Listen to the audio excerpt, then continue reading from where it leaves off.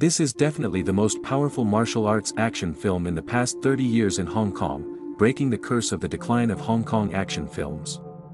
Donnie Yen and Colin Chow's duel of just over 10 minutes showcases over a dozen martial arts techniques, before the handover of Hong Kong in 1997, when gangster forces were rampant. There was a police officer named Donnie in the Hong Kong police force. Not only was he skilled, but his clearance rate was also the highest in the entire police force. However, he never carried a gun when apprehending criminals. If the culprit was a boxer, he would take them down in the ring. This was Donnie's investigative style, using violence to combat violence without considering the consequences. All the criminals who faced him ended up in jail, albeit often with injuries. Despite his outstanding investigative abilities, Donnie was questioned by senior officials multiple times for his heavy-handed approach. Even hardcore cops like Donnie have adversaries they can't subdue, such as the Vietnamese three brothers. The eldest, Archer, leads the pack with his captivating dance moves in various venues. The second brother, Tony, is cunning and ruthless, actually the true leader among the three. The youngest, Tiger, is impulsive and reckless, once punching a toilet to retrieve his dropped phone. After the three brothers forcefully entered Hong Kong, they engaged in smuggling and human trafficking, rising to power with their brutality. However, despite the police's efforts, they couldn't find any evidence against them, so they planted an undercover agent among them in hopes of bringing them down. Their henchman, Wilson, appeared loyal on the surface but was actually an undercover agent. One day, while Archer was dominating the dance floor, he was unexpectedly upstaged by a foreigner. Archer returned to his seat with a bitter smile and threw a bottle of liquor in frustration, coincidentally catching the attention of Donnie, who was leading an inspection. Seeing Wilson's arrogance, Donnie's explosive temper couldn't be contained. Despite knowing Wilson was an undercover agent, he couldn't resist and slapped him on the spot, then swiftly subdued him with a shoulder throw. Wilson barely had a chance to counter before Donnie had him under control, nearly breaking his arm. In pain, Wilson could only surrender defeat by tapping the ground. Afterwards, Donnie explained his actions. Although they have mutual dislike, they are good brothers with a life-and-death bond. A few days later, Archer and his men were leisurely playing golf when local gang leaders suddenly arrived with a group of thugs. They demanded to know why the shipment they were supposed to deliver hadn't arrived after a month. It turns out the three brothers had embezzled 80 million worth of flour from them. The gang leader initially wanted to resolve the matter peacefully, but Archer didn't take him seriously at all. Wilson, even more arrogant, provoked the gang leader but was kicked several meters away. When confronted by Tiger, the gang leader demanded to see Tony. Tony threw a chair at him from behind and then chased and fought him effortlessly, with fluid and seamless movements. Wherever he went, no one could stop him. The other two brothers also joined the fray. Archer wielded a golf club with brutal force, while Tiger, strong as an ox, effortlessly resisted both. Together, they beat up all the thugs. When a thug tried to sneak attack Tony, he kicked him away and immediately kneed him in the face. With the combined effort of the three brothers, they quickly defeated all the thugs. The gang leader initially planned to let them off if they handed over the 80 million, but not only did they not get the money, Tony beat him up. Now he could only concede, but Tony wasn't planning to let him off that easily. He found three local gang leaders and warned them not to interfere with the gang leaders' affairs, or they would face the consequences. Archer even threatened their families. The three leaders immediately relented and promised not to get involved with the gang leaders' affairs. But Tony wasn't planning to stop there. Soon, Tiger launched a pursuit against the gang leader. In an underground garage, Tiger wielded a curved knife, striking him without mercy until he was powerless. Just as the gang leader was about to die, Wilson arrived, claiming he was discovered by the police. In fact, there were no police at all. Wilson simply didn't want him to die, and because of the timely rescue, the gang leader survived. To retaliate against the three brothers, the gang leader chose to become a witness, and based on his testimony, the police prepared to arrest them immediately. Meanwhile, the three brothers were celebrating their mother's 80th birthday. However, no one came to congratulate them on this special day. Tony, the cunning second brother, sensed danger and quickly told his older brother to take their mother away, while he, Tiger, and Wilson went to the warehouse to get the money. After leaving the warehouse, Wilson pretended to go back to lock the door but secretly passed on information to the police. Wilson thought he had disguised himself flawlessly, but when he got into the car, he found Tony glaring at him menacingly, with a faint smirk on his lips, sending shivers down Wilson's spine. Although Tony had already figured out his identity, he didn't bother Wilson. Instead, he took his phone and dialed the number Wilson had just called. Realizing his cover was blown, Wilson immediately jumped out of the car to escape, but Tony wouldn't let him off that easily. He directly turned and knocked Wilson off the cliff.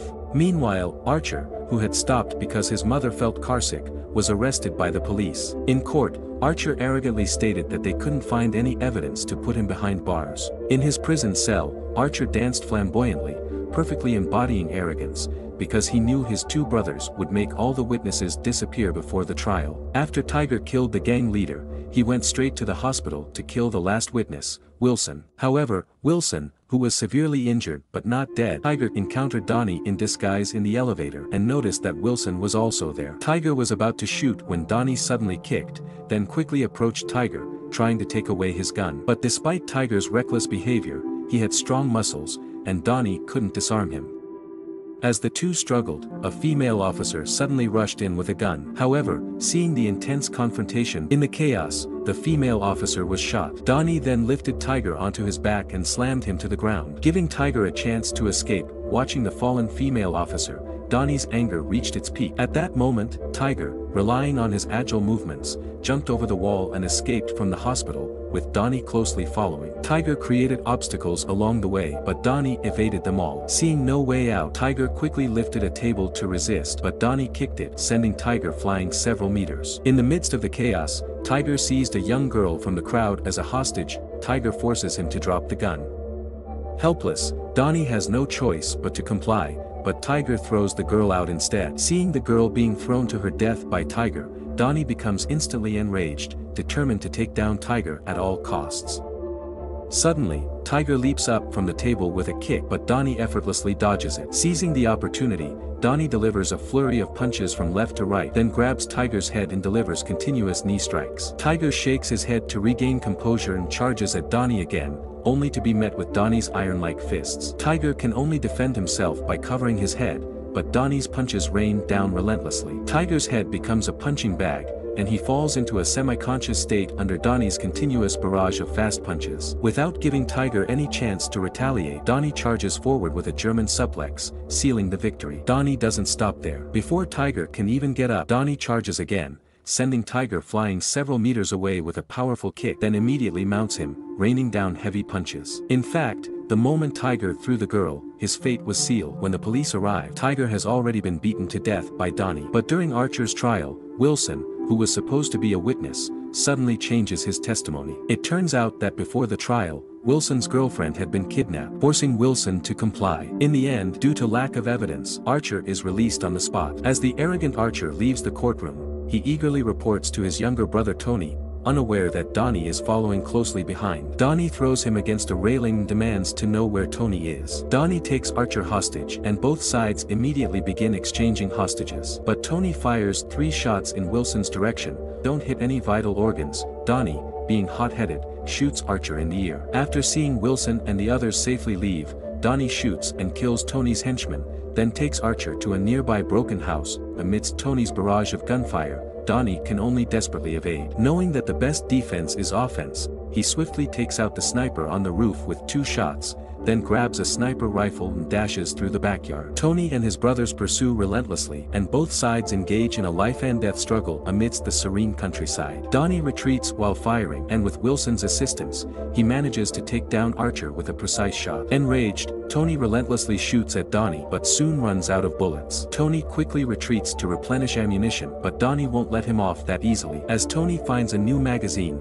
Donnie arrives and aims a sniper rifle at him. But at that moment, Donnie realizes he's also out of bullets. With both staring at each other, Tony strikes first. Tony's Muay Thai skills are aggressive and powerful, with every limb serving as a deadly weapon. Donnie is overwhelmed and unable to defend himself against Tony's relentless assault. Eventually, Donnie is thrown out of the house by Tony's continuous attacks. Unable to retaliate and forced into a defensive position. As Tony raises his leg to attack again, Donnie seizes the opportunity to grab his leg and execute a takedown, followed by continuous knee strikes. Donnie intends to end the fight with one move, but Tony uses his strength to break free from the hold and unleashes a barrage of punches on the prone Donnie.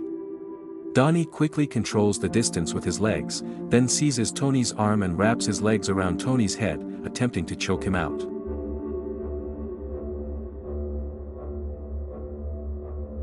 But Tony endures the dizziness and throws Donnie off with brute force. Tony kept carrying him and continuously ramming. In the end, both of them fell from the second floor.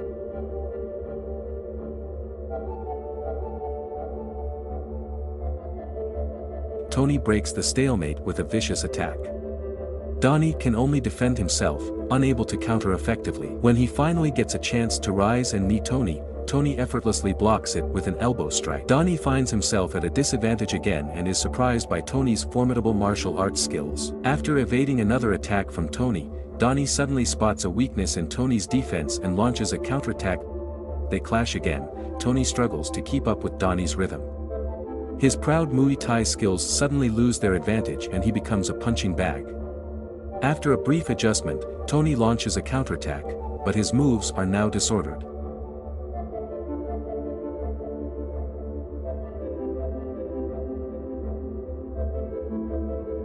Donnie seizes the opportunity to trip Tony and then swiftly grabs Tony's right foot, twisting it forcefully.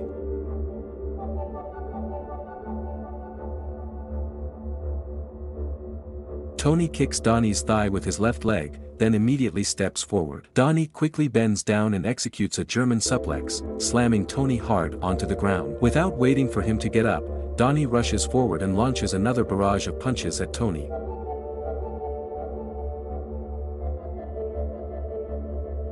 Although Tony manages to get up, he is already weakened and unable to fight back effectively. The outcome of the battle is now clear. Donnie's hooks and combinations continuously hit Tony's head, and with a powerful left hook, Donnie pushes Tony back, then delivers a side kick with his left leg, sending Tony flying and crashing into a cement pillar. However, Tony suddenly gets up and tries to escape, but Donnie leaps forward, grabs his head, and forcefully presses him to the ground, then viciously chokes him. With Tony's face flushed red and bloodshot eyes, life and death hang by a thread. But with a roar from Donnie, he ultimately chooses to spare Tony's life, letting the law judge his crimes.